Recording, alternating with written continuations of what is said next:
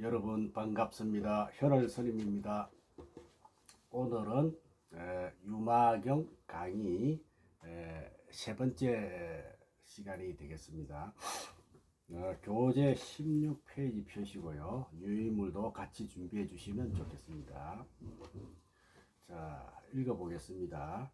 16페이지 위에서 7번째부터 하죠. 큰 성인께서 신통변화로 온 우주의 수많은 국토의 모습을 나타시고 설법하시는 부처님의 수많은 모습이 그 국토에 나타남을 듣고 보옵니다. 수많은 모습의 그 나라 국토 이렇게 이야기했습니다.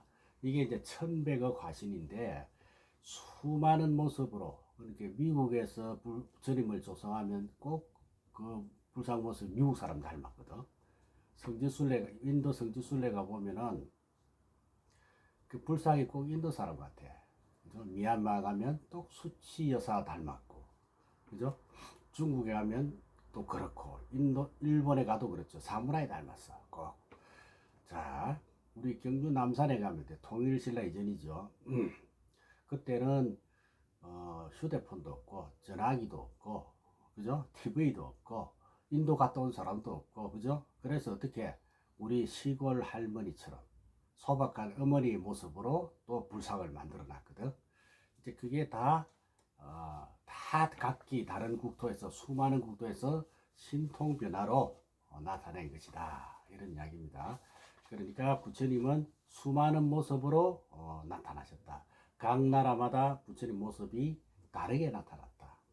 심지어는 아픈 사람은 의사의 모습으로, 지식이 부족하면 선생님의 모습으로, 배고플 때는 식당 주인의 모습으로, 저번 시간에 말한 응병여약이야. 그죠? 중생이 병이 났을 때 의사 선생님이 병에 맞춰서 처방을 한다.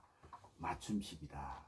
그게 1100의 화신으로 나타났다. 이런 이야기입니다.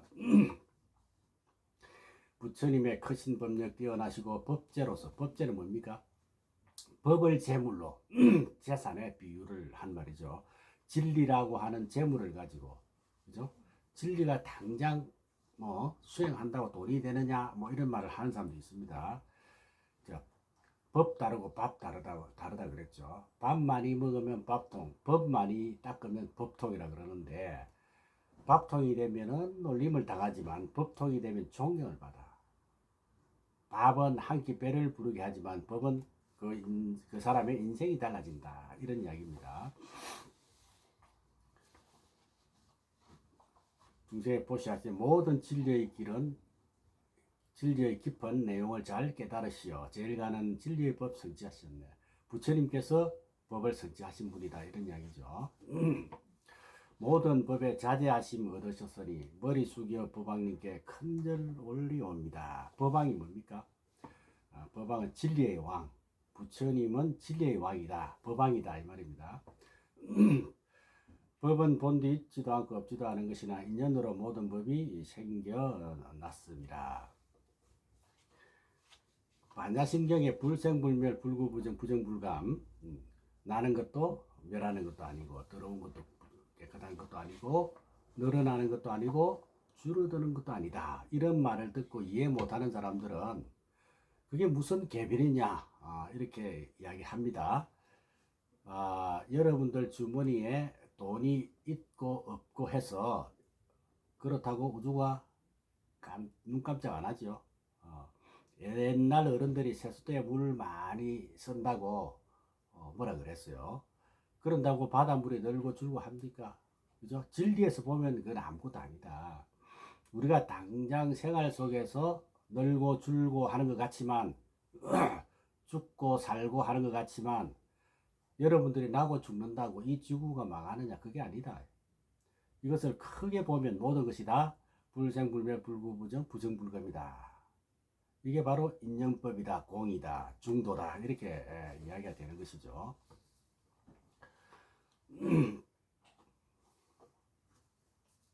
그 법은 직고받을 인연 없고 나 또한 없지만 선과 악의 업보는 반드시 있다 하셨네. 뭐가 있느냐? 우리가 지은 업은 남아있다.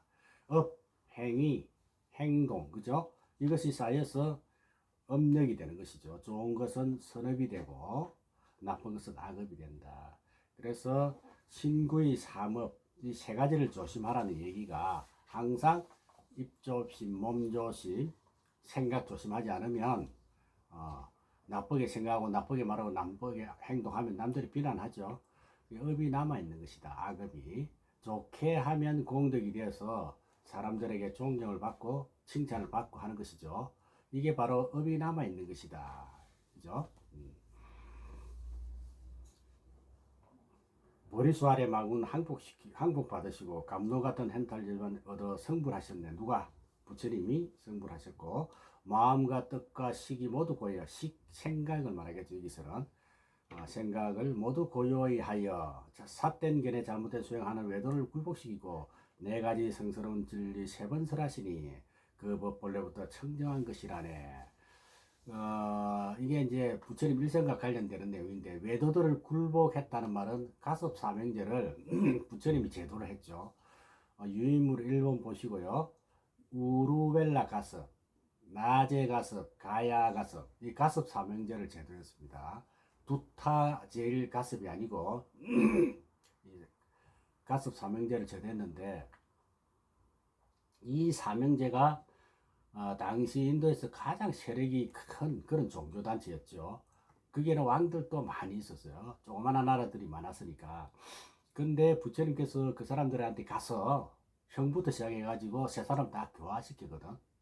그래가지고 세 사람이 다 부처님께 귀의하니까 그 제자들도 1000명이 귀의하고 또 그들에 따르는 신도들도 다 귀의하고 갑자기 불교 교단이 커졌어요.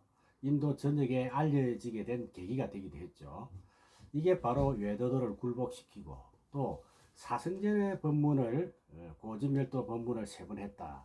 부처님이 깨닫고 난 뒤 바로 녹야원에 가서 사승제 법문을 하면서 일주일 만에 5비고 다 깨달았거든. 사승제 법문을 세 번 했다 그랬잖아요. 그래서 내가 깨달은 내용을 이제 다른 사람도 알고서 따라 수행을 하니까 깨닫는구나 이렇게 확인을 하는 내용이죠. 이 장면이 오비구를 처음 제도한 내용이다. 아주 감격적이었죠. 그런 내용들이 여기에 다 나와 있는 것입니다. 그 법은 본래 청정한 것이었다. 그 다음에 한 장 한번 넘겨볼까요? 아니면 17페이지 하늘 인간 모두 이 도를 얻어 이 세상에 불법성 삼보가 나타난 것이라네. 이러한 심오한 진리 묘법으로 중생근질이 받아듣고 따라 수행하면 나도 열반을 얻는다네. 누구나 부처님 길 따라가면은 누구나 다 성불할 수 있다. 이게 대성불교의 모습이죠. 깨달음의 내용을 부처님만 가져간다. 혼자만 할 수 있다. 이게 아니고 보편화시킨다 이 말입니다. 보편화된 문을 확 열고서 누구든지 여기 들어오면 깨달을 수 있다. 이 길을 가면 깨달을 수 있다. 이게 부처님 마음 아니겠습니까? 우리 정신세계가 깨달으면 극락에도 가고 지옥에 간다 그랬죠. 그런데 지옥 가는 거 두려워하지 말라 그랬어. 우리는 지옥 가더라도 업에 떨어져 가는 게 아니라 여러 번 이야기했지만 원력을 세워서 구제하러 가는 것이야. 이게 멋있는 일 아니겠습니까? 원을 세워서 지옥에 가면 지옥에 빠지는 게 아니라 지옥 중생 구제하러 가는 것이다. 이런 이야기죠. 칭찬에도 비방에도 움직임 없이 착하니 나쁘니 고루 사랑하시고 마음 쓰심 평등하게 허공 같은 분 그런 물어서 공경하지 않으리요. 부처님 당시에도 부처님 오해한 사람이 많았어요. 뭐 예를 들어서 뭐 다른 종교 지도자가 시켜가지고 어떤 여인이 일부러 부처님이 수행하는 처소에 부엌에서 바가지를 아랫배에 차고 나오게 임신시켰다고 그렇게 비방해도 다 밝겠죠. 그죠? 부처님은 전혀 동요하지 않았다. 우리도 보면 살아가면서 일희 하는 것 같아. 조그만한 일에 웃고 조그만 일에 짜증내고 화내고 그죠? 나는 대승보살인데 하면서 좀 대범하게 크게 보면 지나고 나면 별거 아니잖아요. 그렇죠? 그렇습니다.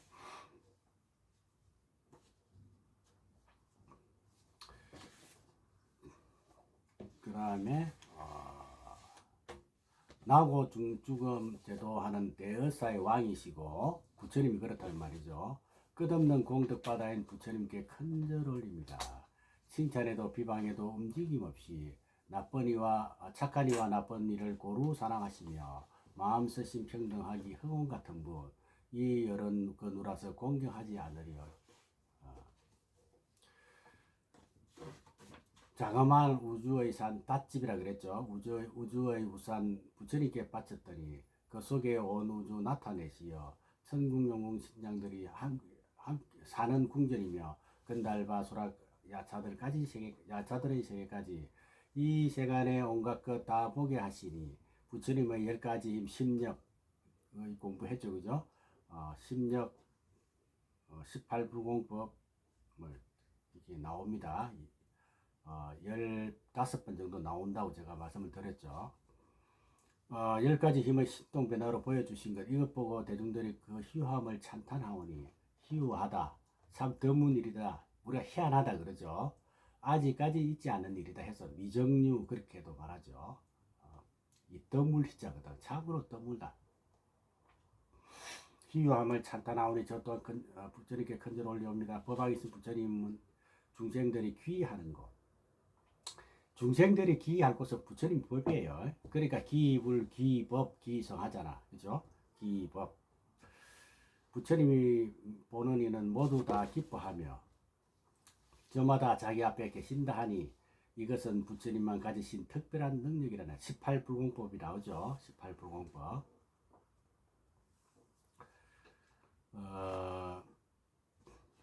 부처님만 가지신 특별한 능력 하니까 생각나는 게 있는데 우리가 세계 4대 성인 이야기하죠. 유인물 2번 보시면 됩니다.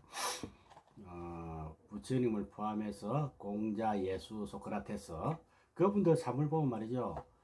공자님은 어떤 부분에서 쫓겨다녔어. 9개 나라를 주유했다 그래. 주유. 두루주자, 놀유자, 떠돌았다 이 말이거든. 왜 그랬느냐? 안 받아주니까. 요리 가서 받아달라면 안 받아주고. 그래서 뭐라 그랬냐면은 상갓집에 개가 온 것 같다 이렇게 폄하해서 그때 그 당시 사람들이 심지어는 먹을 게 없어서 제자들이 굶고 살았다 그러죠. 옛날 춘추 시대에는 그 지역의 성인들을 공자와 같은 성인들을 왕들이 다 모시고 살았어요. 왜냐하면 그 철학을 배우려고 사상을 알려고 지혜를 얻으려고. 그런데 안 받아주니까 쫓겨다닌 거예요. 9개 나라를 또 돌아다녔다. 예수님도 쫓겨다니다가 돌아가셨잖아요. 소크라테스도 마지막에 독배를 마시고 돌아갔거든. 그 부처님은 어때? 돌아가시는 날까지 사람들이 공경하고 그 열반의 땅 쿠시나가에 가면 느낄 수 있는데 사라상수에 있는 거기서 돌아가신 그런 흔적이 있죠. 그래서 거기서 돌아가신다 그러니까 동네 사람들이 와가지고 돌아가시지 말라고 부탁을 하고 또 돌아가신 날 저녁에는 전날 저녁에는 구시 먹은 그 수바드라라고 하는 노인이 찾아와서 제자가 되겠다 그러잖아요. 유인물 2번 보시면 됩니다. 유인물 3번. 마지막까지 법문을 듣고서 깨닫고 가죠. 또 돌아가시니까 그것도 그 지역에 있는 왕들이 즉위하는 자리가 있어. 즉위식장이죠. 그것을 화장장으로 만들어서 제공을 하고 또 그뿐만 아니고 화장을 하고 나니까 사리를 서로 가져가려고 전쟁이 날 뻔도 했죠. 얼마나 부처님이 대단합니까? 살아있을 때부터 존경받고 또 인격이 가장 뛰어난 분 같아요. 4대 성인을 말해도 비교가 안 되니 다른 분하고는 말할 것도 없죠. 부처님은 수행도 그랬고 가르침 내용도 그랬지만 삶 자체가 감동이었던 것 같아. 이런 생각을 해봅니다. 그 다음에 부처님은 한 가지 음성으로 설하지만 중생들은 그렇더라 제각기 알아듣는다네. 이런 설법 경에 많이 나옵니다만 한 음성으로 설하지만 쉽게 말하면 동시통역 하지 않습니까? 부처님 경전 말씀이 수많은 세계에 수많은 나라의 말로서 번역이 되고 있거든요. 그러니까 한 가지 음성으로 말씀하셨지만 다 알아듣기는 자기 나라 말로 알아듣는 거예요. 요즘 말로 하면 동시통역. 지금 여기서는 한글로 이야기하고 지금 서로 알아듣고 하고 있지 않습니까? 그와 같은 것이다. 그 다음에 부처님 말씀 자기 말과 같다고 하니 이 말씀 듣고 납득이 가고 아 이게 나에게 하신 말씀이구나 맞는 말이구나 하고 받아들이죠. 그러니까 따라 기도하기도 하고 수행하기도 하고 또 공덕을 지키기도 하고 이렇게 한다는 것입니다. 이것이 바로 부처님만 가지신 특별한 능력이시네. 그다음 18페이지 넘어갑니다. 부처님은 한 우선도 법을 설하지만 중생들은 금기 따라 제각기 알고 들은 내용 행을 닦아 이익은 나니 이러한 신동을 불공법 18불공법 계속 이 앞에서 이야기했습니다. 그죠? 자, 우리나라 같이 작은 나라도 경상도 말 다르고 충청도 말 다르고 서울 말 다르고 제주도 말 다르고 다 다르잖아요. 그죠? 그러니까 우리나라도 그런데 인도는 땅이 얼마나 넓어요. 그죠? 성지순례 가보면 알 수 있듯이 굉장히 넓은 거리를 돌아다녔거든. 법문하려고. 또 가는 곳마다 당시에는 말이 다 달랐을 거다. 조금이라도 그죠? 그래도 다 알아듣고 그죠? 알아듣고 부처님께 공양 올리고 예배하고 했다. 그죠? 가는 곳마다 다 알아들었다. 또 나한테 하는 말이라고 알아들었다. 받아들였다. 그러니까 그 말씀을 듣고 부처님께 기여합니다. 가르침에 기여합니다. 스님들께 기여합니다. 또 출가하겠습니다. 이렇게 이어온 게 불교다. 시대가 다르고 나라가 달라도 이런 거 보면은 여기에 나오는 말들이 절대 틀린 말이 아니다. 이런 말입니다.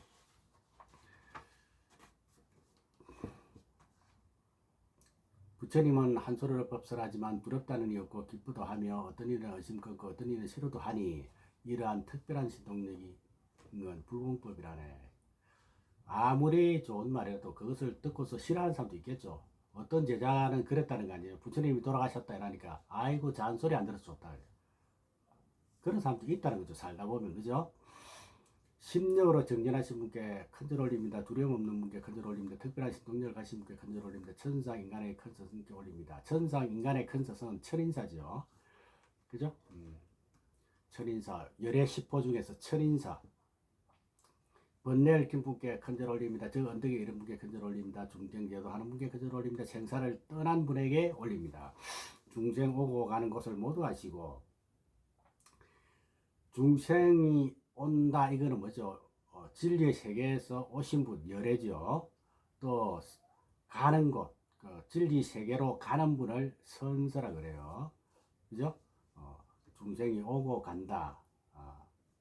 열애 선서를 이야기하는 겁니다. 모든 법 해탈의 도를 얻으신 세상에 자가 기를 국같은 모든 법 고요하시 깨달아요. 모든 법상 통달에 걸리심을 쓴 허운 같은 텅빈 분께 기여합니다. 이 속에는 반야 공사상이죠. 색적 시공, 공적 시색, 공의 진리를 잘 깨달으신 분. 부처님이 돌아가시면 뭐라 그럽니까? 입적했다, 인멸했다, 열반했다, 공적의 세계로 가셨다. 진리의 세계에서 오셔가지고 진리의 세계로 가셨다. 공사상을 표현한 것입니다. 그 다음에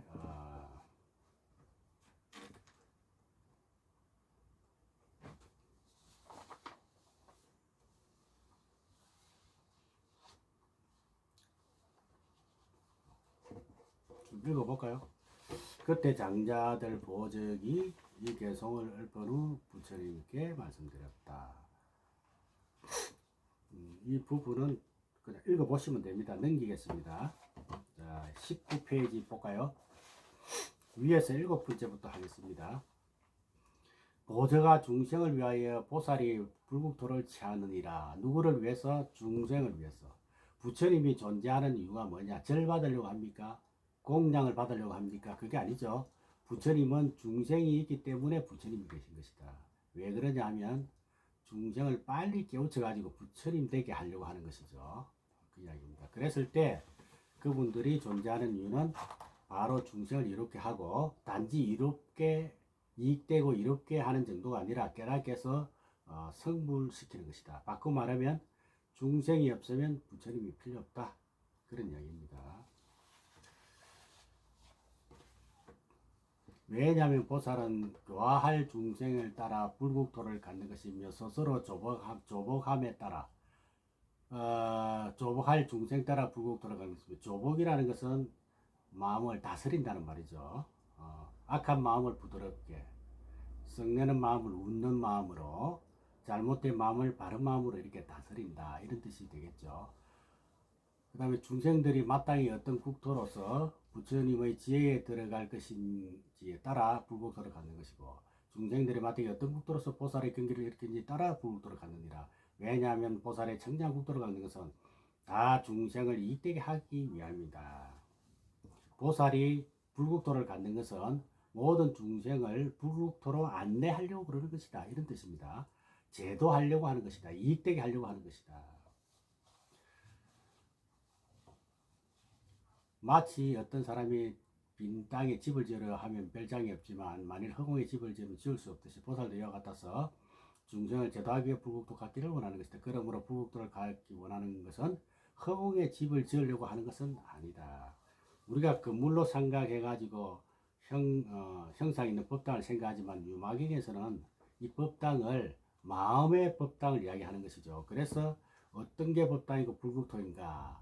법당은 즉 불국토를 말한다, 그런 이야기입니다.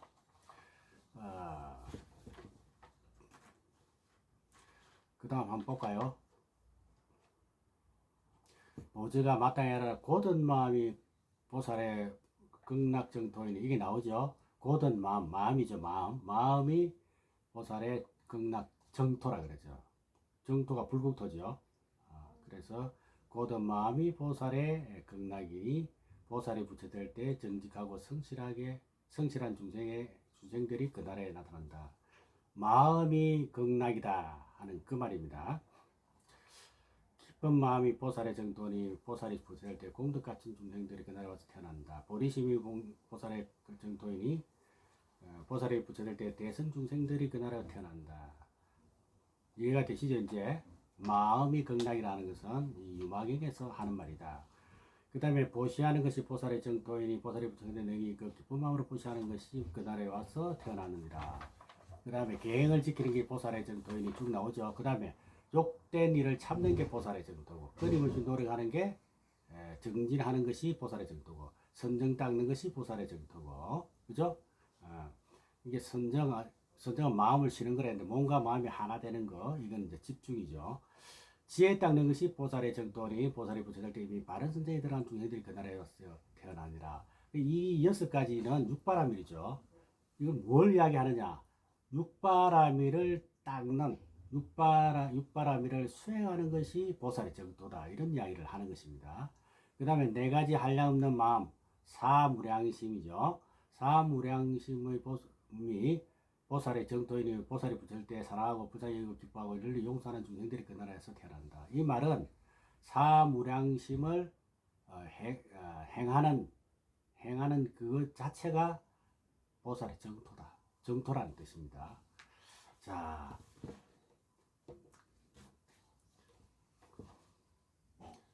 네 가지 한량 없는 한자로는 사무량심이죠. 자비 두 자를 한 단어로 생각하는데 자자와 빗자는 따로 인도말도 틀리고 뜻도 다릅니다. 시사도 마찬가지, 시사한다 그러지만은 엄밀히 말하면 희와 사가 다르다.